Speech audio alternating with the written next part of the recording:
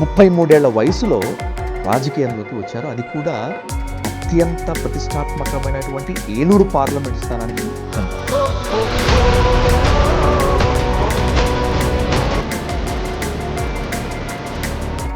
రాజకీయాల్లోకి రావటం ఎంత పొలిటికల్ బ్యాక్గ్రౌండ్ ఉన్నప్పటికీ డేరింగ్ స్టెప్ అనుకోలేదా? నాడు నేడు స్కూల్స్ కానివ్వండి, ఈ హాస్పిటల్స్ పరిస్థితి కానివ్వండి, ఇవన్నీ చూడడం జరిగింది.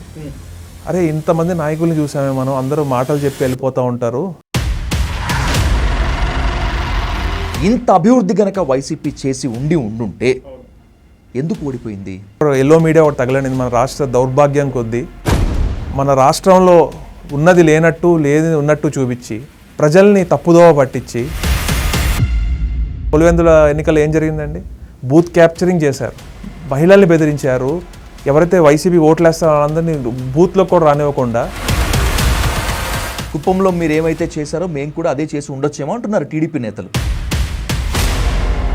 మొన్న హరిహర వీరమల్లు సినిమా రిలీజ్ సందర్భంగా మీ నాన్నగారి క్యాన్వాయ్ మీదకి ఎక్కి జనసేన కార్యకర్త నానా వీరంగం చేశారు కదా.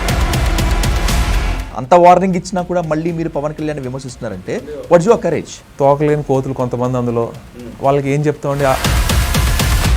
7 అసెంబ్లీ నియోజకవర్గాలు ఉన్నటువంటి మీ ఏలూరు పార్లమెంటు పరిధిలో మీ ఓటమికి ప్రధానమైనటువంటి కారణం వైసీపీ నేతల మధ్య ఉన్న వర్గపోరు, సఖ్యత లేకపోవటమే అని చెప్పి నేను అంటాను. 100% అంటే అన్ని కాన్స్టిట్యున్సీల్లో లేదు. దెందులూరు, ఉంగుటూరు, కైకలూరు ఎందుకు లేదు? మీ నాన్నగారు కారుమూరు నాగేశ్వరరావు గారు మినిస్టర్గా ఉన్నప్పుడు తణుకులో మొత్తం అంతా మీరే ఆధిపత్యం చెలాయించారని, మీరే షాడో మినిస్టర్, షాడో ఎమ్మెల్యేగా ఉన్నారని మీ మీద ఆరోపణ. ఒకవేళ నిజంగా టీడీఆర్ కుంభకోణం బయటకు వస్తే మీ నాన్నగారి అరెస్ట్, మీ అరెస్ట్ తప్పదు అని చెప్పి బలంగా చెప్తున్నారు. సిద్ధంగా ఉన్నారా జైలుకి వెళ్ళడానికి?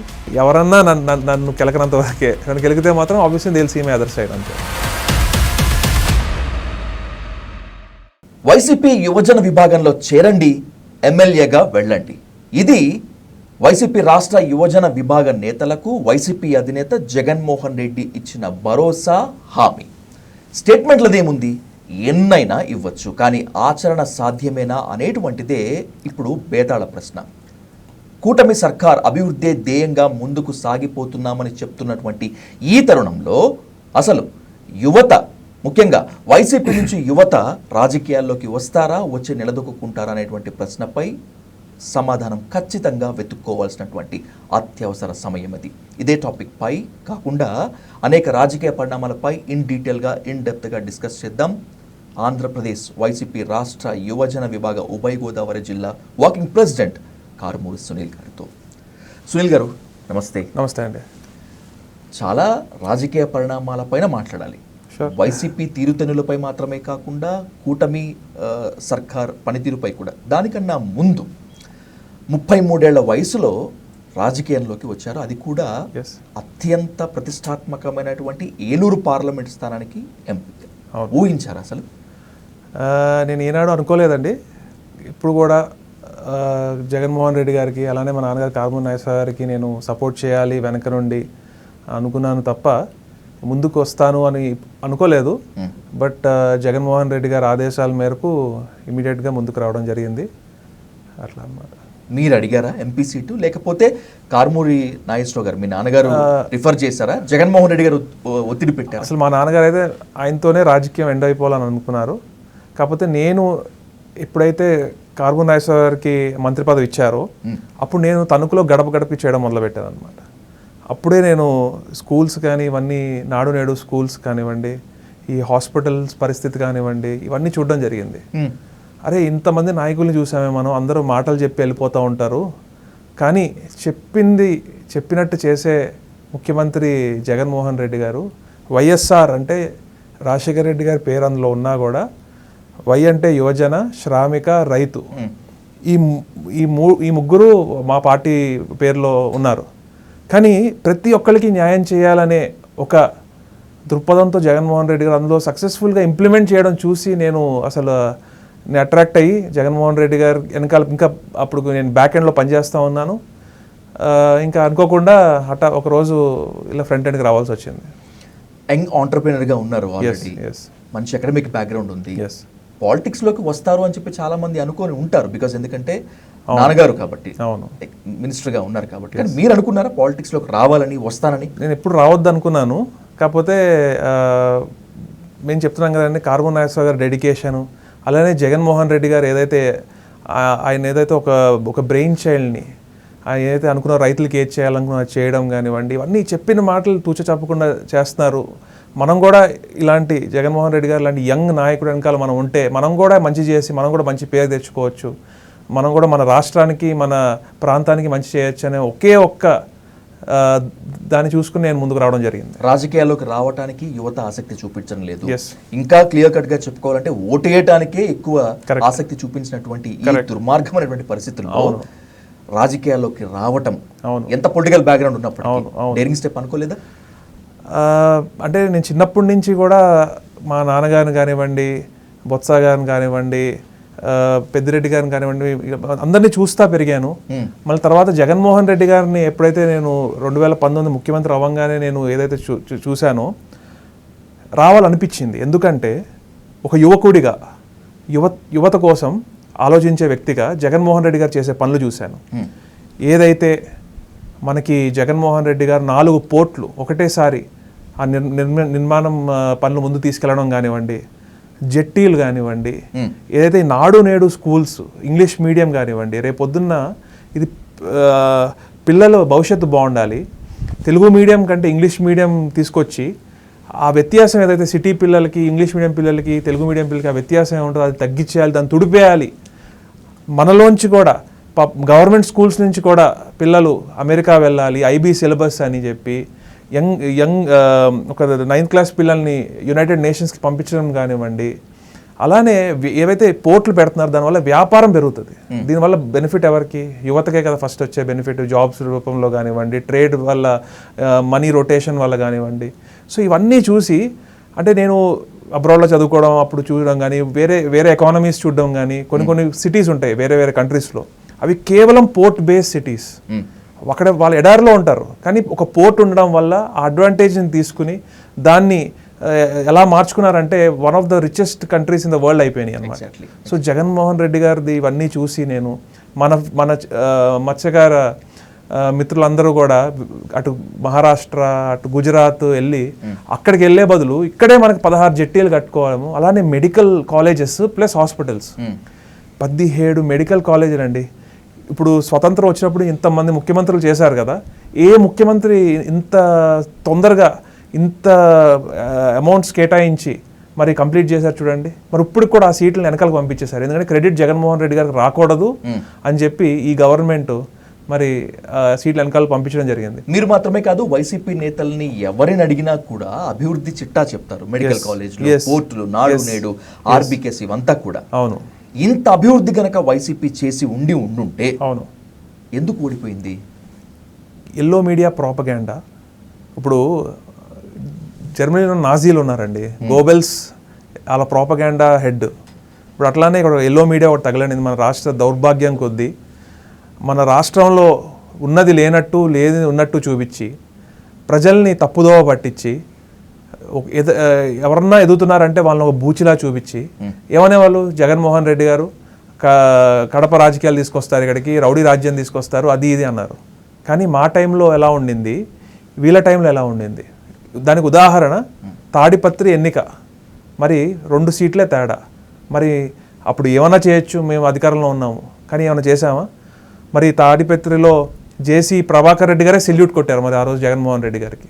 మరి నిన్న ఏం జరిగిందండి, మన పులివెందుల ఎన్నికలు ఏం జరిగిందండి? బూత్ క్యాప్చరింగ్ చేశారు, మహిళల్ని బెదిరించారు. ఎవరైతే వైసీపీ ఓట్లు వేస్తారో వాళ్ళందరినీ బూత్లో కూడా రానివ్వకుండా జమ్మల మడుగు నుంచి పక్క కాన్స్టిట్యున్సీ నుంచి రౌడీ బ్యాచ్లను తెచ్చుకుని మరి ఓట్లు గుద్దేసుకుని వాళ్ళు వేసేసుకున్నారు.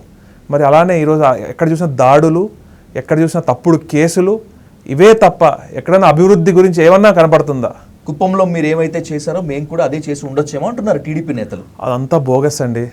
కుప్పం ప్రజలు వన్ సైడ్గా ఆ రోజు ఎన్నికల ప్రతి అంతా ఓపెన్గా ఉంది కదా. ఇప్పుడు ఎన్ని వీడియోస్ బయటకు వచ్చినాయి మన పులివెందు ఎలక్షన్వి, అలా కుప్పం ఏదైనా ఒకటైనా బయటకు వచ్చిందా? నాకైతే కనపడలేదు. రాకుండా ట్రై చేశారా? అలా ఏం లేదు, ఉంటే చూపించండి, చేతిలో ఉంది కాబట్టి. అలా ఏం లేదండి, ఉంటే చూపించండి అండి. ఇప్పుడు టీడీపీ అధికారంలో ఉంది, మరి వీడియోలు రాకుండా ఆగినాయా?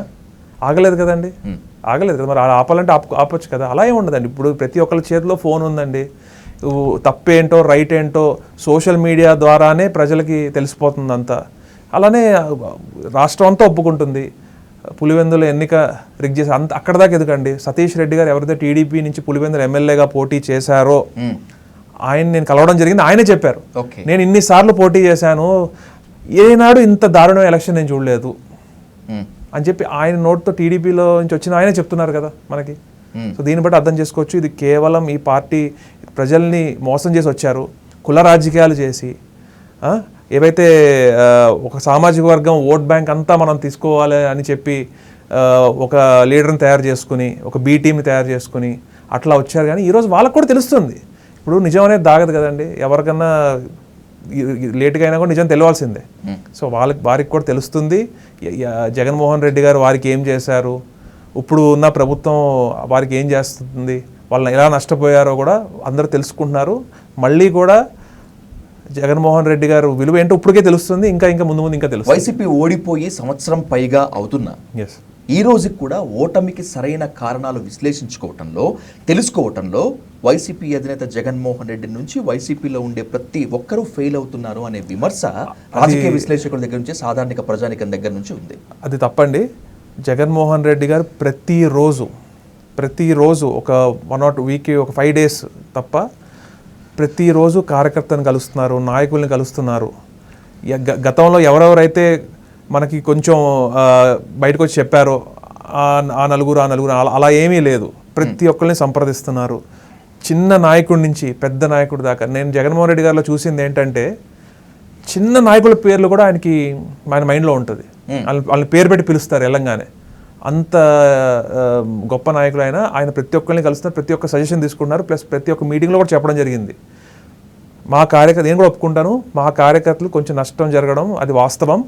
అది నెక్స్ట్ ఆర్థికంగానా, లేకపోతే హ్యూమన్ టచ్ లోనా, లేకపోతే జగన్మోహన్ రెడ్డి చుట్టూ అంటే మీ నాన్నగారు లాంటి వాళ్ళ చుట్టూ కోటరీస్ ఉండి క్యాడర్కి దూరం. ఒక ఎగ్జాంపుల్ ఏంటంటే అండి, గతంలో ఈ వాలంటీర్ వ్యవస్థ లేనప్పుడు నాయకుల దగ్గరికి వచ్చేవారు ప్రజలు.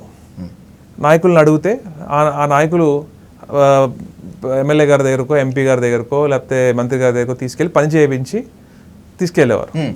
తర్వాత జగన్మోహన్ రెడ్డి గారు ప్రజల ఇంటికే పరిపాలన అని చెప్పి వాలంటీర్ వ్యవస్థ ఏదైతే పెట్టారో దానివల్ల ప్రజలకి నాయకులకి కనెక్షన్ పోయింది. ఓకే, ఇప్పుడు ఒక ఎగ్జాంపుల్ ఏంటంటే, ఒక పెన్షన్ వచ్చింది ఒక మహిళకి. గతంలో అయితే ఎంఆర్ ఆఫీసుల చుట్టూ అక్కడ ఇక్కడ ఫుల్ తిరగాల్సి వచ్చేది నాయకుల చుట్టూ. కానీ ఇంటికి వచ్చి సంతకం పెట్టించుకొని పెన్షన్ నెక్స్ట్ మంత్ నుంచి ఇచ్చేసే విధంగా మరి ఆ మహిళకు అలా వచ్చినప్పుడు వాళ్ళకి తెలియలేదు ఈ నాయకులు చేశారా, లేకపోతే మాకు హక్కు ఉంది కాబట్టి వచ్చింది, కానీ నాయకుల వల్ల కాదు అన్నట్టుగా ఒక మిస్కమ్యూనికేషన్ కింద ఏర్పడి కొంచెం ఆ గ్యాప్ ప్రజలకి మా నాయకులకి గ్యాప్ వచ్చింది. అది అలాంటివి ఉండకుండా రేపు ప్రజలకు ఇంకా మెరుగ్గా ప్రజలకు అన్ని అందేలాగా జగన్మోహన్ రెడ్డి గారు 2.0 పరిపాలన ఉండబోతుంది. చంద్రబాబు నాయుడు గారి పొలిటికల్ ట్రాక్ రికార్డులో ప్రజల వద్దకు పాలన ఒక మంచి కార్యక్రమము, ఆయన విజయవంతం కావటంలో అదొక కార్యక్రమం అంటారు. ప్రజల వద్దకే ప్రభుత్వం అని తీసుకొచ్చినటువంటి జగన్మోహన్ రెడ్డి ఫెయిల్యూర్లో వాలంటీర్స్ మిగతా వాళ్ళందరినీ ఒక భాగం చేయొచ్చా? అంటే ఇప్పుడు చెప్పాం కదండి, ఒక మిస్అండర్స్టాండింగ్ క్రియేట్ అయింది. ఓకే, లీడర్స్కి వాల్యూ తగ్గిపోయింది. ఎందుకంటే మనకి ఆ లీడర్ చెప్తే రాలేదు కదా, మనకి వాలంటీర్ వాళ్ళు వచ్చింది కదా. అది మళ్ళీ ఆ వాలంటీర్లో అందరినీ అనను, కొంతమంది 10,000 వస్తుంది ప్రభుత్వం వస్తాయి అని చెప్పి డైవర్ట్ అయిపోయిన కూడా కొంతమంది ఉన్నారు వాస్తవంగా. ఎందుకంటే జగన్మోహన్ రెడ్డి గారు లోకల్గా జాబ్స్ క్రియేట్ చేయాలి. తక్కువైన ఇప్పుడు మహిళ ఉంటుంది, ఆ మహిళ ఇంట్లో వాళ్ళ భర్త పనికి వెళ్తారు, ఆవిడ ఖాళీగా ఉండే బదులు ఒక 5,000 రూపాయలు జీతం తీసుకుని 2 రోజులు పనిచేస్తే ఒక 5,000 లాభం కదా. ఆ డబ్బులు కూడా వాళ్ళ ఊరు ఎకానమీలోకి యాడ్ అవుద్ది కదా, తక్కువ చిన్న అమౌంట్ అయినా కూడా.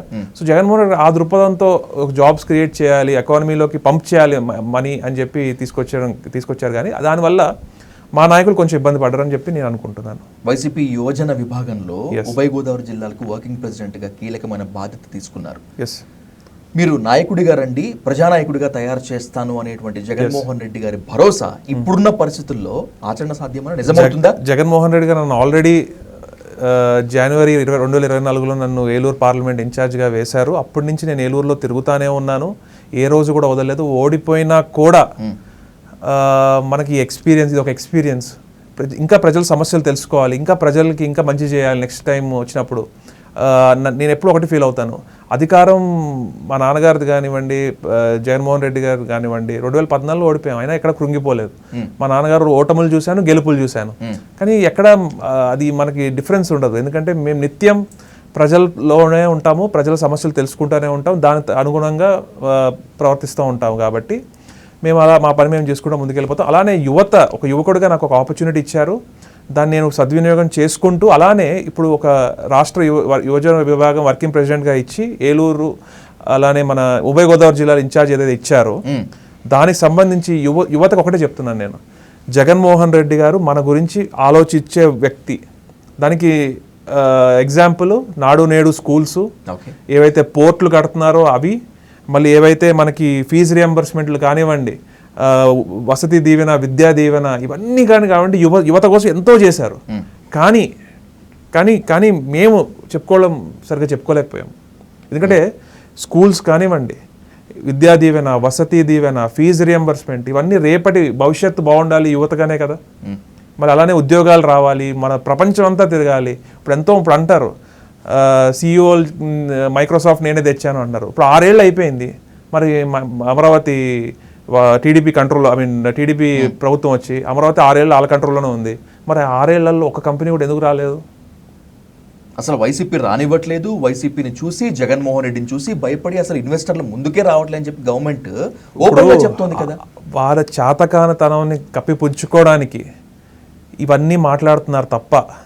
లూలు మాల్స్ అంటండి, మీకు తెలుసా, మలేషియాలో లూలు మాల్ ఆపరేషన్స్ అన్ని క్లోజ్ చేసుకుని దివాలా తీసేశారు, తెలుసా మీకు అది? ఇండోనేషియాలో వాళ్ళ ఆపరేషన్స్ అన్ని క్లోజ్ చేసేశారు. ఇప్పుడు వైజాగ్లో అంత తక్కువకి ఇచ్చేస్తున్నారు, ఇప్పుడు విజయవాడలో రెడీ అయిపోతున్నారు. Lulu mall is just a trading platform. వాళ్ళు దానివల్ల జాబ్స్ క్రియేట్ అవుతాయి అంటే చిన్న చిన్న జాబ్స్ క్రియేట్ అవుతాయి. అంటే మన మన మన రాష్ట్ర పిల్లలు సేల్స్ గర్ల్స్, సేల్స్ బాయ్స్ అవ్వాలా? ఐటీ కంపెనీస్ ఎందుకు తీసుకురాకూడదు? వైజాగ్లో అంత పొటెన్షియల్ ఉంది కదా, అంత ఇన్ఫ్రాస్ట్రక్చర్ ఉంది కదా, ఐటీ కంపెనీస్ తీసుకురావాలి. లేకపోతే అలాంటి తీసుకెళ్ళి లూలు మాల్ని హైప్ చేసుకుంటారు ఎందుకు నాకు అర్థం కాదు. It's just trading platform. వాళ్ళు మన మీద లాభాలు మన మన ప్లేస్కి వచ్చి ట్రేడ్ చేసుకుని, బ్రిటిష్ వాళ్ళు వచ్చి అలా ట్రేడ్ చేసుకుని మన ఎలా కప్పాలు కట్టుకుని సంపాదించుకున్నారో, ఈ లూలు కంపెనీ కూడా వాళ్ళు వచ్చి ట్రేడింగ్ చేసుకుని వాళ్ళ ప్రాఫిట్ తీసుకుని వెళ్ళిపోతారండి. ఆంధ్రప్రదేశ్ని ఐటీ హబ్గా చేస్తాము, ఆంధ్రప్రదేశ్ని అభివృద్ధిలో పరవళ్ళు తొక్కిస్తామని చెప్పినటువంటి మీ అధినేత జగన్మోహన్ రెడ్డి సీఎంగా ఉన్నప్పుడు అదే వైజాగ్ వేదికగా గ్లోబల్ ఆంటర్‌ప్రెన్యూర్స్ మీట్ పెట్టారు. అవును, ఖచ్చితంగా కొన్ని వందల కంపెనీస్ లిస్టెడ్ అయ్యాయని చెప్పి అన్నారు. అవును, కట్ చేస్తే గ్రౌండ్ లెవెల్లోకి ఏమీ రాలేకుండా పోయింది. అది మీ వైఫల్యం కాదా? ఇప్పుడు అదాని డాటా సెంటర్ ఎవరి టైంలో వచ్చిందండి? జగన్మోహన్ రెడ్డి గారి టైంలో వచ్చింది. ఏవైతే మన JSW స్టీల్ ఫ్యాక్టరీస్ ఏవైతే శంకుస్థాపన చేశారో అవన్నీ కూడా జగన్మోహన్ రెడ్డి గారి టైంలో వచ్చింది. అలానే నాకు పేరు గుర్తురాలేదు, ఇంకో పెద్ద వెరీ బిగ్ ప్లైవుడ్ కంపెనీ కూడా జగన్మోహన్ రెడ్డి గారి టైంలోనే వచ్చింది. ఇవన్నీ కూడా జగన్మోహన్ రెడ్డి గారి టైంలోనే వచ్చినాయి.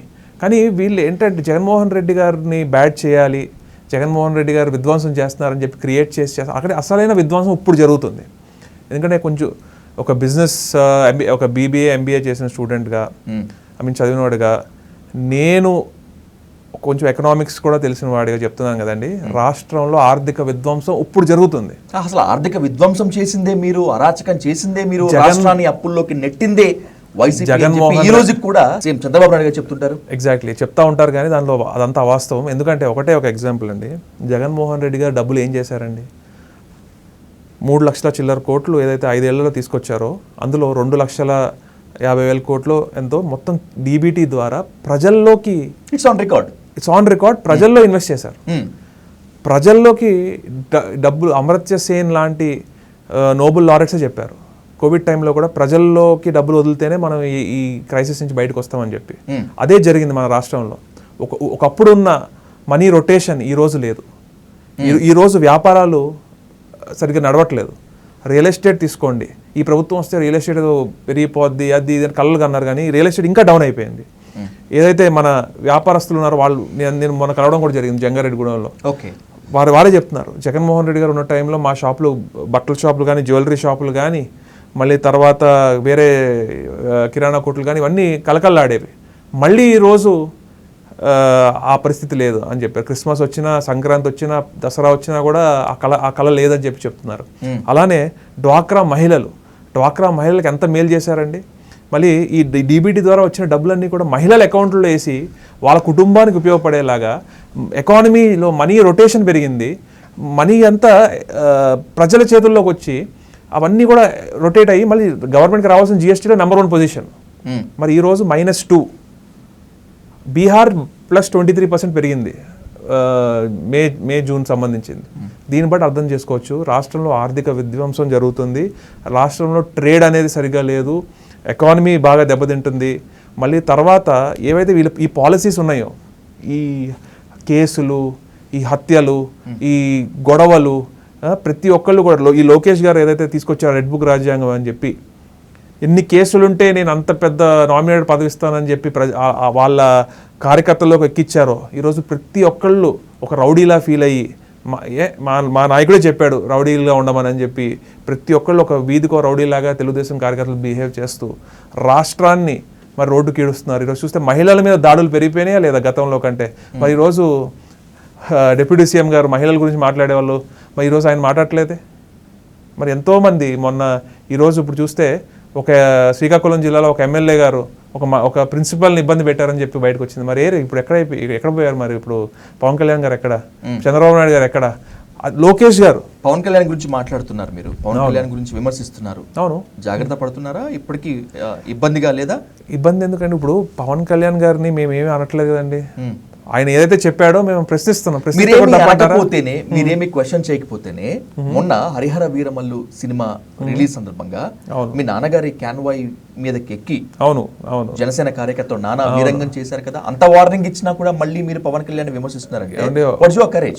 కరేజ్ కాదండి, చిన్న పిల్లలు, తోకలేని కోతులు కొంతమంది, అందులో వాళ్ళకి ఏం చెప్తామండి? కానీ వాళ్ళు కూడా తెలుసుకుంటారు పవన్ కళ్యాణ్ గారి చేతిలో ఎట్లా మోసపోయాం మనం, ఆయన్ని నమ్ముకుని మనం ఎలా ముందుకొచ్చి మనం ఇలా చేస్తే రేపొద్దున వాళ్ళు ఇబ్బంది పడతారు కదా. మళ్ళీ తర్వాత పవన్ కళ్యాణ్ గారు ఒక కమ్యూనిటీని చంద్రబాబు నాయుడు గారు చేతుల్లో పెట్టి, మరి ఇదే టీడీపీ చెప్పింది కదండి ఆ రోజు కాపుల్ని మనము బీసీలో చేరుస్తామని. మోసపోయారా? అక్కడ మోసపోయారా? మళ్ళీ తర్వాత ఈరోజు జగన్మోహన్ రెడ్డి గారు కాపు మహిళలకి మరి కాపు నేస్తం ఇచ్చారు. మరి ప్రతి కాపు యువతకి మరి ఫీజు రియంబర్స్మెంట్ కానీ ఎన్నో మంచి పనులు చేశారు. మరి ఈరోజు జరుగుతుందా అది? మరి ఈరోజు నేను ప్రజల్లో తిరుగుతున్నవాడుగా నన్ను అడుగుతున్నారు, అన్న జనసేన వాళ్ళు కొంతమంది జాయిన్ అవ్వడానికి రెడీగా ఉన్నాం, మేము వస్తున్నాం, ఈసారి మమ్మల్ని నాన్నగారి చేతుల మీద కానీ బొత్స గారి చేతుల మీద కానీ కుదిరితే జగన్ గారి దగ్గర తీసుకెళ్ళి వేయించండి అని చెప్పి యువత అడుగుతున్నారు కూడా. కాపులు క్రమంగా జనసేనకి దూరం అవుతున్నారు అనే ఆరోపణ ఈ మధ్య బాగా వినిపిస్తోంది, ముఖ్యంగా వైసీపీ నుంచి బాగా వినిపిస్తోంది. నిజమేనా? కూటమి సర్కార్ ఏర్పాటులో కీలకంగా వహించిన పాత్ర పోషించిన కాపులు జనసేనకి కూటమికి దూరం అవుతారా? ఒకవేళ దూరం అయితే వైసీపీకి దగ్గర అవుతారా? ఇప్పుడు ఒకటి చెప్పాలంటే పవన్ కళ్యాణ్ గారి మీద ఒక నమ్మకం ఉంది. పవన్ కళ్యాణ్ గారి మీద నమ్మకంతో మరి ఆ రోజు చంద్రబాబు నాయుడు గారు నమ్మకపోయినా పవన్ కళ్యాణ్ గారు ఉన్నారు, మనకు కావాల్సినవన్నీ మనకు చేయిస్తారు అనే విధంగా చాలా మటుకు ఓటు వాళ్ళకి టర్న్ అయ్యింది. కానీ ఇప్పుడు ఆ పరిస్థితి ఉందా? సూపర్ 6 అంటున్నారు, సూపర్ హిట్ చేసేసాను అంటున్నారు చంద్రబాబు నాయుడు గారు. ఎక్కడ హిట్ చేశారండి? మరి ఈరోజు గ్యాస్ సిలిండర్లో ఏ మహిళకు డబ్బులు పడుతున్నాయో చెప్పండి, ఎంతమంది పడుతున్నాయో చెప్పండి అండి. లేదు. మళ్ళీ తర్వాత 1500 రూపాయలు 6 గనక నిజంగా సూపర్ హిట్ కాకపోతే 15 ఆగస్టు వేడుకల సాక్షిగా చంద్రబాబు ఆ మాట అనగలరా యాజ్ అ సీఎం గా? ఆయన ఏమన్నా ఏదో విమర్శించాలి కాబట్టి మీరు అధికార పార్టీని విమర్శించాలి, ఒక సీఎం అబద్ధం చెప్తారా? కాదు, మైక్రోసాఫ్ట్ సత్యనారాయణలా నా వల్లే సీఎం అయ్యారు అన్నారు. మళ్ళీ అలానే ర్యాపిడో సీఈఓ కూడా నా వల్లే ర్యాపిడో సీఈఓ నా ఐడియాస్ విని వాళ్ళ నాన్నగారు వాళ్ళ అబ్బాయితో డిస్కస్ చేస్తే ర్యాపిడో సీఈఓ అని ఆయన ఏమన్నా మాట్లాడతారండి చంద్రబాబు నాయుడు గారు. హైటెక్ సిటీ మొత్తం నేనే కట్టానంటారు, అన్నీ నేనే కట్టానంటారు. ఆయన గురించి అసలు నాకైతే ఒక యువకుడిగా మన రాష్ట్ర ప్రజల్ని ఆయన ఎన్నోసార్లు మోసం చేసుకుంటూ వచ్చాడు. మళ్ళీ లాస్ట్ టైం కూడా సక్సెస్ అయ్యారు. కానీ ఈ ముందు మాత్రం ఇలాంటివి జరగవు. ఎందుకంటే ఈసారి మాత్రం తప్పకుండా ప్రజలు నిజమేంటో తెలుసుకుంటారు, ఇంకా తగిన శాస్తి చెప్తారు. Let's play truth and dare game. Sunil గారు, ఏలూరు పార్లమెంట్ అభ్యర్థిగా వైసీపీ నుంచి కంటెస్ట్ చేసినటువంటి మీరు పరాజయం పాలయ్యారు. అవును. పోస్ట్మార్టం చేసుకున్నారా? 100%. ఏం తేలింది పోస్ట్మార్టంలో? పోస్ట్మార్టంలో అదే చెప్పాం కదండి, మన వాలంటీర్స్ వ్యవస్థ వల్ల మన నాయకులు కొంచెం డిస్కనెక్ట్ అవ్వడము. అంటే 2019లో హార్డ్ కోర్గా పనిచేసిన వాళ్ళు కొంచెం డీలా పడడం జరిగింది 2024లో. అదొకటే మెయిన్. బట్ ప్రజలకి చేయాల్సింది ప్రతి దాంట్లో మనం చేశాము. ఇంకా టీడీపీ అబద్ధపు హామీలు, ఇప్పుడు జగన్మోహన్ రెడ్డి గారు ప్రెస్ మీట్ అప్పుడు మేనిఫెస్టో అప్పుడు ప్రెస్ మీట్ పెట్టి ఒక పవర్ పాయింట్ ప్రజెంటేషన్ వేసి మన ఆర్థిక వ్యవస్థని ప్రజల్లోకి తీసుకెళ్తూ ఏది చేయగలుగుతాం, ఏది అసాధ్యాలు. ఎందుకంటే వైఎస్ఆర్ కాంగ్రెస్ పార్టీ ఎప్పుడూ కూడా చేయలేనివి చేస్తాము అని చెప్పి అబద్ధ భావాలు ఇచ్చి ఉండరు. కానీ టీడీపీ పార్టీ మాత్రం ఉన్నవి లేనివి అన్నీ, ఇంకా అసలు 1500 మహిళలకి నెలకి 1500, మీకు 15,000, మీకు 15,000, మీకు 18,000 అన్నారు. మరి ఈరోజు ఆ పరిస్థితి లేదు. ఒక ఇయర్ ఎగ్గొట్టేశారు, తల్లికి వందనం అని చెప్పి ఎగ్గొట్టేశారు. మళ్ళీ రైతు భరోసా, అన్నదాత సుఖీభావ అన్నారు, అది ఎగ్గొట్టేశారు. కేంద్రానికి సంబంధం లేకుండా 20,000 ఇస్తా ఉన్నారు. అంటే కేంద్రం నుంచి వచ్చే 6,500 కలిపి 26,500 ఇవ్వాలి కదా. మరి ఈరోజు ఎంతమంది రైతులకి 26,500 వచ్చినాయి? మొన్న రైతుల్ని మోసం, గిట్టుబాటు ధరలు లేవు. దళారీ వ్యవస్థ ఎంకరేజ్ చేస్తారండి టీడీపీ వారు. వాళ్ళ అన్యాయులకి బెనిఫిట్ అయ్యేలాగా వాళ్ళకి భూములు కట్టబెట్టేసి ఇలాంటి పనులు చేస్తారు. ఈ హయాంలో మీ పార్టీ నమ్ముకున్న వాళ్ళకి కూడా మీరు న్యాయం చేయలేదు, అన్యాయమే చేశారన్న విమర్శని ఎదుర్కొన్నారు కదా కొన్ని సందర్భాల్లో. 100%. ఎందుకంటే ప్రజల మీద కాన్సంట్రేట్ జగన్మోహన్ రెడ్డి గారు ఎదుర్కొన్నారు. ఎందుకంటే ఎందుకంటే మీరు ఇందాక ఒక వాల్యుబుల్ పాయింట్ చెప్పారు. 2019లో యాక్టివ్ గా పనిచేసినటువంటి అదే హానెస్టీతో I need an answer. 7 assembly నియోజకవర్గాలు ఉన్నటువంటి మీ ఏలూరు పార్లమెంట్ పరిధిలో మీ ఓటమికి ప్రధానమైనటువంటి కారణం వైసీపీ నేతల మధ్య ఉన్న వర్గపోరు, సఖ్యత లేకపోవటమే అని చెప్పి నేను అంటాను. ఎందుకంటే నేను ఇక్కడ కూర్చొని ఈ కామెంట్ పాస్ చేయట్లే. నేను ప్రజలతో మాట్లాడాను, ప్రజలతో వెళ్ళాను, గ్రౌండ్ రిపోర్ట్ తీసుకున్నాను. 100% అంటే అన్ని కాన్స్టిట్యున్సీల్లో లేదు. దెందులూరు, కైకలూరు లేదే. ఎందుకు లేదు?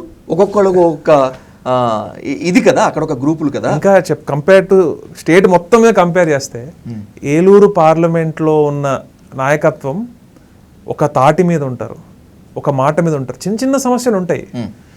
చిన్న సమస్యలు ఏవైతే మన అన్ని పార్టీలో ఉన్నట్టే నాయకుల మధ్య, కింద స్థాయి నాయకుల మధ్య, ఎగువ స్థాయి నాయకుల మధ్య, అందరి మధ్యలో చిన్న అభిప్రాయ భేదాలు చిన్న ఉండొచ్చు. కానీ compare to all other constituencies ఈ 7 నియోజకవర్గాల్లో అతి తక్కువ అని చెప్పుకోవాలి. అంటే హానెస్ట్గా చెప్తున్నా, నాకు అబద్ధాలు అవసరం లేదు, చాలా తక్కువ. అదే మీరు వేరే తీసుకుంటే నాకు అంటే కొన్ని ఉన్నాయి, బట్ అవి కూడా అన్ని క్లియర్ అవుతున్నాయి. అన్నీ కూడా. ఎందుకంటే జగన్మోహన్ రెడ్డి గారు ఈ 4 ఏళ్లలో కేవలం ప్రజల్నికి రావాల్సిన వాటి గురించి పోరాడి అలానే పార్టీని బిల్డ్ చేసుకోవడంలోనే బిజీగా ఉన్నారు. మరి నాలాంటి వాళ్ళకి ఏదైతే బాధ్యత అప్పచెప్పారో, ఏదైతే దిశానిర్దేశం చేశారో అవన్నీ కూడా మేము ముందుకెళ్ళి ఉన్న చిన్న సమస్యలు అవన్నీ కూడా సార్ట్ అవుట్ చేసుకుని మేము ముందుకెళ్తాం. 2019లో బంపర్ మెజారిటీతో ఏలూరు ఎంపీగా గెలిచినటువంటి కోటగిరి శ్రీధర్ ప్రజలకు అందుబాటులో లేరు అనేటువంటిది వాస్తవం. కొల్లేరుపై ఆయన ఇచ్చిన హామీలు మొత్తం కొల్లేరు సరస్సులోనే కలిసిపోయాయి. కొల్లేరు నిర్వాసితులకు ఇచ్చినటువంటి ఆయన హామీలపై కనీసం పార్లమెంటులో కూడా గళమెత్తనటువంటి పరిస్థితి ఉంది. సో మీ ఓటమిలో ఇది కూడా ఒక ప్రధానమైన కారణం. That's my report. అలా ఏం లేదండి, శ్రీధర్ గారికి మధ్యలో కొంచెం హెల్త్ ఇష్యూ వచ్చి ఆయన వెళ్ళడం తప్ప అసలు ఆయన పూర్తిగా ఉన్నారు. మీ పార్టీ నేతలకి అందుబాటులో లేరు సునీల్ గారు, మీ పార్టీ నేతలకి అందుబాటులో లేరు. చెప్పాను కానీ మధ్యలో కొద్దిగా ఆయన హెల్త్ వైజ్ కొద్ది కాలమే, దాన్ని చెప్తున్నాం కదండి, దాన్ని ప్రాపగాండా చేసి పెద్ద చేస్తారు. కానీ ఆయన ఎప్పుడు ప్రజలతో అందుబాటులో ఉన్నారు. ఇప్పుడు కూడా మీ ఇద్దరం కూడా ఎప్పుడు టచ్లోనే ఉంటాము. ఆయనతో మాట్లాడుతూ ఉంటాం. ఈ రోజు కూడా ఆయన కాన్స్టిట్యున్సీ ప్రజలతో మాట్లాడతాం. మొన్న కూడా ఒక వారం రోజుల క్రితం కూడా మేము అందరితో కూర్చోవడం కూడా జరిగింది. అలా ఏం లేదు, అంతా బాగానే ఉందండి. అక్కడ లోకల్గా కూడా ఓకే, మేబీ అక్కడ చిన్న ఇష్యూస్ అక్కడ అప్పుడున్న ఎమ్మెల్యే గారికి, శ్రీధర్ గారికి ఇష్యూస్ ఉన్నాయి. కానీ బట్ అవన్నీ కూడా క్లియర్ చేసుకుంటా మరి ముందు. Local and non local problem మీ ఓటమిలో కూడా ఇంకొక కారణం కదా. నేను ఒక గోదావరి బిడ్డది. మీరు కంటెస్ట్ చేసినప్పుడు, మీరు క్యాంపెయినింగ్ వెళ్ళినప్పుడు మీకు పుట్ట మహేష్ యాదవ్ కి మధ్యలో లోకల్ అండ్ నాన్ లోకల్ బాగా వచ్చింది కదా టగల్. అందుకే మేబీ నాకు 60,000 ఓట్లు ఎక్కువ వచ్చినాయేమో కంపేర్ టు ఎమ్మెల్యేస్ ఓట్లతో పోల్చుకుంటే. నాకు ఎంపీగా నాకు ఒక 60,000 ఓట్లు అందుకే ఎక్కువ వచ్చినాయేమో మరి అయ్యుండొచ్చు. బట్ ఎనీహౌ ఇప్పుడు నాకంటే నాకు అక్కడ లోకల్గా, నేను చిన్నప్పటి నుంచి ఏలూరులో మా ఫాదర్ జడ్పీ చైర్మన్ ఉండగా ఏలూరులోనే ఉండేవాళ్ళు. అక్కడ నాకు బంధువర్గం ఉంది, అక్కడ నాకు మా నాన్నగారితో పనిచేసిన నాయకులతో సఖ్యత ఉంది, పరిచయాలు ఉన్నాయి, ఇవన్నీ ఉన్నాయి. సో నాకు ఒక కాన్ఫిడెంట్గా నేను వెళ్ళాను. మరి ఇప్పుడు కడప నుంచి వచ్చారు, మరి ఆయనకి ఇప్పుడు లోకల్గా కూడా మరి ఏం చేస్తున్నారు నాకైతే పెద్దగా ఏమీ అనిపించలేదు. బట్ చూద్దాం. వైసీపీ స్పెక్ట్స్ తీసేసి చూస్తే తెలుస్తుందేమో టీడీపీ అక్కడ ఏం చేస్తుంది ఏంటి అనేటువంటి. అంటే నేను వైసీపీ స్పెక్స్ టీడీపీ స్పెక్స్ తెలియదు, కానీ నాకు కొంతమంది టీడీపీ వాళ్ళు వచ్చి చెప్పారు, ఓకే మా ఎంపీ గారి కంటే మీరే ఎక్కువ ఉంటున్నారు కాన్స్టిట్యున్సీలో అని దట్స్ మై క్వశ్చన్ ఇస్ ఎవరైనా సరే అవును ఓడిపోతే కాన్స్టిట్యున్సీని వదిలి వెళ్ళిపోవటం నేను చూసాను. అవును అవును కానీ మీరు మాత్రం అవును ఏలూరులో ఉంటున్నారు, ఏలూరు పార్లమెంటు ప్రజలతోనే ఉంటున్నారు. అవును. మీ ఆధిపత్యం అక్కడి నుంచి తప్పిపోకూడదనా, లేకపోతే ఖచ్చితంగా నా మార్క్ అక్కడ ఉండాలనేటువంటి పంతం ఇందులో ఆధిపత్యం అనేది ఏం లేదండి. జగన్మోహన్ రెడ్డి గారు నాకు ఒక బాధ్యత ఇచ్చారు. ఓకే, ఆ బాధ్యత ఏంటి? Eluru parliament incharge. అలానే ఇప్పుడు యువజన విభాగం రాష్ట్ర వైస్ వర్కింగ్ ప్రెసిడెంట్ ఇచ్చి ఈ 2 ఉమ్మడి జిల్లాలు నాకు అప్పచెప్పారు. రేపటి నుంచి అటు కూడా తిరుగుతా, అవన్నీ కూడా తిరుగుతా. నాకు ఏ పని అయితే ఇచ్చారో అది నేను బ్యాలెన్స్ చేసుకుంటూ, నా వర్క్ లైఫ్ నా పొలిటికల్ లైఫ్ బ్యాలెన్స్ చేసుకుంటూ ముందుకెళ్తాను అంతే. దట్స్ వెరీ ఈజీ అండి. అది అందులో పెద్ద ఏం లేదు. నా పని నేను చేసుకుంటూ ముందుకెళ్తున్నాను అంతే. మీ నాన్నగారు కారుమూరి నాగేశ్వరరావు గారు మినిస్టర్గా ఉన్నప్పుడు అవును, తణుకులో మొత్తం అంతా మీరే ఆధిపత్యం చెలాయించారని, మీరే షాడో మినిస్టర్ షాడో ఎమ్మెల్యేగా ఉన్నారని మీ మీద ఆరోపణ. మీరు టీడీపీ వాళ్ళని అడిగినా కూడా ఆయన ఎప్పుడు ఇన్వాల్వ్ అవ్వలేదని చెప్తారు. ఎందుకంటే నేను మా మదర్ ఇన్ఫ్లుయెన్స్ నా మీద చాలా ఎక్కువ ఉండేదండి. ఓకే, అధికారం ఉన్నా అధికారం లేకపోయినా మనం ఎప్పుడు ఒకలానే ఉండాలి అని నాకు 14 ఏళ్ళ వయసు అప్పటి నుంచి అది నాకు నేర్పించడం మొదలుపెట్టారు. ఇంకోటి ఏంటంటే మన వల్ల నాన్నగారికి ప్లస్ అవ్వకపోయినా పర్లేదు కానీ మైనస్ అయితే అవ్వకూడదు అని చెప్పి ఇవన్నీ నాకు చిన్నప్పటి నుంచి నేను మా చెల్లి మా మమ్మీ మా డాడీ మాట్లాడుకుండగా ఇవన్నీ కూడా మనం చాలా డీప్గా took it very deeply. So నేను ఇలాంటి పనులు చేయలేదు కాబట్టే, నేను నా పనిని నేను చూసుకునేవాడిని కాబట్టే జగన్మోహన్ రెడ్డి గారు నాకు టికెట్ ఇచ్చారు అని చెప్పి నేను నమ్ముతున్నాను. మీ నాన్నగారు మినిస్టర్గా ఉన్నప్పుడు దుమారం రేగిన అంశము టీడీఆర్ బాండ్. అవును, తిరుపతి, విశాఖ, గుంటూరు, తణుకులో విపరీతమైనటువంటి టీడీఆర్ బాండ్ల కుంభకోణం జరిగిందని చెప్పి అవును అవును అవును. కానీ ఎందుకో ఈ ఇష్యూ సైలెంట్ అయింది. అదే ఓకే, మీరు చెప్తున్నటువంటి ఎల్లో మీడియానే రోడ్ల విస్తరణలో భాగంగా బాధితులకు ఇవ్వాల్సిన దానికన్నా ఎక్కువ ఇచ్చారు, టీడీఆర్ బాండ్లలో ఖచ్చితంగా అరెస్ట్ అవుతారని చెప్పినారు. అవును, సైలెంట్ అయింది. సో మీరు లాలూచి పడ్డారా లేకపోతే ఆధారాలు ఏమి లేవా? బేసికలీ ఏం చెప్పాలంటే అండి, తణుకుకి డంపింగ్ యార్డ్ సరిపోవట్లేదు అని చెప్పి ఇదే పవన్ కళ్యాణ్ గారు ఎలక్షన్ టైంలో వచ్చి గొంతు చించి నరిశారు. అదే డంపింగ్ యార్డ్ని పెద్ద చేసే విధంగా దానికి సంబంధించి చుట్టుపక్కల గ్రీన్ జోన్లో ఉన్నాయి అవన్నీ, వాటిని పూల్ చేయడం జరిగింది. అంతే జరిగింది, అది ఒకటే.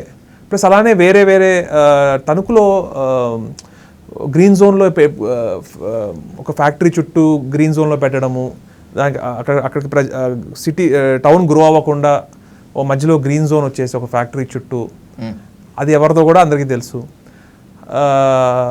ఎప్పుడో జరిగింది 1986, 96 ఆ టైంలోనే జరిగినాయి ఇవన్నీ. అయితే అక్కడ గ్రీన్ జోన్కి ఒక 10 లక్షలు ఎకరం ఉంటే ఇక్కడ 10,000 నుంచి 20,000, 30,000, 40,000 దాకా గజం ఉంటుంది. సో ఏవైతే ఆ గ్రీన్ జోన్ పొలాలు ఏవైతే తీసుకున్నారో దానికి ప్రతిదీ రూల్ ప్రకారం సిస్టమేటిక్గా అన్నీ జరిగినాయి. మరి ఆ టైంలో వారు వాడారు. అందులో మీరు నమ్మరు, ఎక్కువ తెలుగుదేశం పార్టీ సామాజిక వర్గానికి చెందిన వారే బెనిఫిట్ పొందారు. మ్యాక్సిమం 22 మందో 23 మందో ఉన్నారు. ఇప్పుడు అందులో నాకేమన్నా ల్యాండ్ ఉందా, నేను ఏదన్నా టీడీఆర్ ఇచ్చి టీడీఆర్ తీసుకున్నానా అంటే అలాంటివి ఏమీ లేవు. మరి ఇందులో ఆ టైంలో వాళ్ళకి దొరికింది ఛాన్సు, వాడుకున్నారు. ఇప్పుడు రియాలిటీ ఏంటో తెలుసు. ఒకవేళ నిజంగా టీడీఆర్ కుంభకోణం బయటకు వస్తే మీ నాన్నగారి అరెస్ట్, మీ అరెస్ట్ తప్పదు అని చెప్పి బలంగా చెప్తున్నారు. జైలుకి వెళ్ళడానికి 100%. తప్పు చేసినోడు భయపడాలి, తప్పు చేయని వాళ్ళకి ఎందుకు భయపడతారని చెప్పండి. 100% అరెస్ట్ చేసుకోండి. ఇంకా తప్పుడు కేసులు పెట్టి ఏమైనా చేయాలనుకుంటే మనం ఏం చేయాలి, దానికి కూడా రెడీ మేము 100% రెడీ. జగన్మోహన్ రెడ్డి గారి దగ్గర నుంచి చాలా మంది జైలుకి వెళ్ళడానికి మేము సిద్ధం అంటున్నారు. అవును, వెళ్తే సానుభూతి వచ్చేస్తుంది అని మీ ప్లానా ఏంటి? ఏమండి, గతంలో ఇదే అచ్చెన్నాయుడు గారు అరెస్ట్ చేశారు. ఆయన ఒక బోగస్ కంపెనీకి వీళ్ళని తీసుకోండి అని చెప్పి అఫీషియల్గా లెటర్ రాశారు ఆ డిపార్ట్మెంట్కి, హెల్త్ డిపార్ట్మెంట్కి. అలానే వారు స్కామ్ చేశారు అక్కడ. వారు తీసుకున్న డబ్బులకి, వాళ్ళు ఇచ్చిన వస్తువులకి అక్కడ వాళ్ళకి అక్కడ ఓపెన్గా స్కామ్ కనిపిస్తుంది. అందుకు అచ్చెన్నాయుడు అరెస్ట్ చేశారు. స్కిల్ డెవలప్మెంట్ ఉంది. స్కిల్ డెవలప్మెంట్లో క్యాబినెట్లో సిమెన్స్ అని చెప్పారు, కానీ సిమెన్స్కి ఇచ్చారా డబ్బులు? లేదు. ఇంకొక ఏదో మూడో థర్డ్ పార్టీ కంపెనీకి ఇచ్చారు. ఆ డబ్బులు ఎట్లా రూట్ అయినాయో ఈడీఏ కంప్లైంట్ పెట్టింది. అది స్కామ్ అంటే అండి. మరి ఇక్కడేం స్కామ్ జరిగింది? ఏం స్కాములు జరిగినాయి అండి? ఏమో మరి నాకైతే మరి మిథున్ రెడ్డి గారిని ఎందుకు అరెస్ట్ చేశారు? శివరెడ్డి గారికి ఏం సంబంధం? ఇప్పుడు మన ధనంజయ రెడ్డి గారిని కానీ, కృష్ణమోహన్ రెడ్డి గారిని కానీ వాళ్ళకి ఏం సంబంధం? కేవలం వాళ్ళ పేర్లు ఎవరితోనో చెప్పించి ఇబ్బంది పెట్టి పార్టీని, జగన్మోహన్ రెడ్డి గారి చుట్టూ ఉన్న వాళ్ళని ఇబ్బంది పెడదామని ఒక దృక్పథంతో ముందుకు వెళ్తున్నారు తప్ప అసలు స్కామ్స్ అంటే స్కిల్ డెవలప్మెంట్ స్కామ్. అసలు స్కామ్ అంటే 2019లో రిజిస్టర్ అయిన లిక్కర్ స్కామ్. ఇప్పుడు ఈ బ్రాండ్స్, ఈ ప్రెసిడెంట్ మెడల్, అది ఇది బూమ్ ఇవన్నీ ఎప్పుడు వచ్చినాయి? 2019 ముందు చంద్రబాబు నాయుడు గారు సీఎంగా ఉన్నప్పుడు వచ్చినవి ఇవన్నీ. కొత్తగా రాలేదే ఇవన్నీ. మరి మేమెందుకు భయపడాలి? ఏం చేసినా సిద్ధం. చేస్తారా? చేయండి. ఎలా ఎదుర్కోవాలో మాకు తెలుసు, ప్రజలకు తెలుసు. ఏదున్నా కూడా మేము చూపించుకుంటాం, మా దగ్గర ఉన్నవి అంతే. Let's conclude with one important question. నాకు తెలిసి స్వతహాగా మీరు చాలా మృదు స్వభావి, ఎవరికి హాని చేయటం కానీ, త్వరగా గొడవ వెళ్ళటం, కాంట్రవర్సీస్కి చాలా దూరంగా ఉంటారు. రాజకీయాల్లో ఇంత సాఫ్ట్ నేచర్ పనికిరాదు అనేటువంటిది నాకున్నటువంటి అభిప్రాయం. మీకు నమ్మకం ఉందా గెలవగలను, రాజకీయాల్లో తట్టుకోగలను, రాటుదేలగలను అని? నేను నాలానే ఉంటాను. నేను చేయాల్సిన ఏవైతే జగన్మోహన్ రెడ్డి గారు నాకు ఏవైతే బాధ్యతలు ఇచ్చారో అవి చేసుకుంటూ ముందుకెళ్తాను. నా జోలికి ఇప్పుడు దాకా ఎవరు రాలేదు. వచ్చినప్పుడు maybe they will see my other side also. ఉన్నారా లోపల ఒక చంద్రముఖి కానీ, ఒక అపరిచితుడు కానీ కారుమూరి సునీల్ కుమార్లో ఉన్నారా? నేను కారుమూరి సునీల్ కుమార్ లానే ఉన్నాను, అలానే ఉంటాను. ఇప్పుడు ఎవరైనా కూడా, ఇప్పుడు గాంధీజీ గారు అప్పుడు చెప్పారు, ఒక చెంప మీద కొడితే ఇంకో చెంప చూపించమని. కానీ ఇప్పుడు అలాంటివి ఇప్పుడు ఆ పరిస్థితులు ఇప్పుడు ఉండవు కదా. నన్ను ఎవరన్నా నన్ను కెలకనంత వరకే. నన్ను కెలికితే మాత్రం obviously they will see my other side అంతే. మీ నాన్నగారికి మంచి బృహత్తర బాధ్యతను ఇచ్చారు, 2-3 జిల్లాల బాధ్యత. మీకు ఉభయ గోదావరి జిల్లాల యువజన విభాగం ఇచ్చారు. ఇద్దరు సక్సెస్ అవుతారు అనే నమ్మకం వైసీపీ క్యాడర్లో ఉంది. ఎలా సక్సెస్ అవుతారో చూద్దామనేటువంటి దాంట్లో మిగతా వాళ్ళు ఒక అనుమానం ఉంది. ఏంటి యాక్షన్ ప్లాన్? యాక్షన్ ప్లాన్ ఒకటే అండి. అధికారంలో ఉన్నప్పుడు ఎవరైనా కూడా ఎన్నైనా కబుర్లు చెప్పొచ్చు, ఏమన్నా చేయొచ్చు. ఇప్పుడు అధికారం లేదు మాకు. ఈ టైంలో మేము జగన్మోహన్ రెడ్డి గారికి అండగా ఉండాలి. పార్టీ బలపడాలి. రేపొద్దున పార్టీని నమ్ముకున్న ప్రతి ఒక్క కార్యకర్త బాగుండాలి. పార్టీని నమ్మి ఓటేసిన ప్రతి ఒక్క ఓటరు మమ్మల్ని ఆదరించాలి, మమ్మల్ని అప్రిషియేట్ చేయాలని ఒకే ఒక్క దృక్పథంతో ఈ ప్రభుత్వం చేసిన మోసాలని, ఈ ప్రభుత్వం చేసిన అక్రమాలని, ఈ ప్రభుత్వం ఏవైతే వాగ్దానాలు ఇచ్చి చేయట్లేదో వాటి మీద పోరాడుతూ వైఎస్ఆర్ కాంగ్రెస్ పార్టీ తరఫున మేము ముందుకెళ్తూ, చిన్న చిన్న సమస్యలు అనేవి ప్రతి పార్టీలో ఉంటాయి, అవన్నీ కూడా మరి క్లియర్ చేసుకుంటూ మరి ముందుకెళ్ళడం ఒకటే మా ధ్యేయం. అది తప్ప ఇంకేమీ కనపట్లేదు, ఇంకేమీ ఆలోచించట్లేదు. రాబోయే రోజులు అత్యంత క్లిష్టంగా ఉంటాయి అనేటువంటిది కూటమి నేతల warning, and by the same way ఇటు రాజకీయ విశ్లేషకుల వార్నింగ్ కూడా. ప్రజలతోనే ఉంటాం, ప్రజలతోనే ముందుకు వెళ్తామని చెప్తున్నటువంటి మీరు ఉభయ గోదావరి జిల్లాల యువజన విభాగం ప్రెసిడెంట్ గా అత్యంత బృహత్తరమైనటువంటి బాధ్యతని నెత్తికెత్తుకున్నారు. రాబోయే రోజుల్లో మళ్ళీ కూర్చుందాం సునీల్ గారు. పాలిటిక్స్ పైన మాత్రమే కాకుండా మిగతా వాటిపై కూడా ఇన్ డీటెయిల్ గా. థ్యాంక్ యూ అండి. Thanks for having you on the hot seat. Thank you so much.